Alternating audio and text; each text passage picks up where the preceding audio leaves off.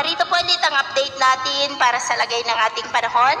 ngayong hapon po ng November 13, 2023 na kung saan sa ngayon po ay patuloy pa rin ang paglakas ng bugso ng hanging amihan at ito po ay umiihip na hanggang dyan po sa ilang bahagi ng northern part ng Kabisayaan habang patuloy pa rin ang paglakas ng dalawang sama ng panahon dyan po sa labas ng ating area of responsibility na posibleng maging isang bagyo ang dalawang ito bago weekend at tatawagin po yan sa local name na Bagyong Kabayan kung nandito na sa loob ng ating PAR na nanatili pa rin po nabanta dito sa malaking bahagi ng ating bansa kaya patuloy po natin nababantayan ang development po nito. At sa lagay ng ating panahon, ngayong hapon po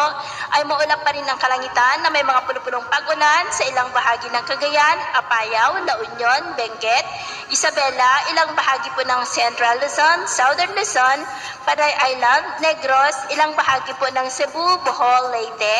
ilang bahagi ng Samar Provinces, Zamboanga Peninsula, Northern Mindanao, ilang bahagi po ng Caraga, Sorsogon at ilang bahagi ng Davao Region at sa susunod po ng mga oras ay posible pa rin ang mga isolated rain sa ilang bahagi po ng ating bansa kaya mag-ingat pa rin po tayo sa mga banta po ng mga pagbaha at pagguho ng lupa.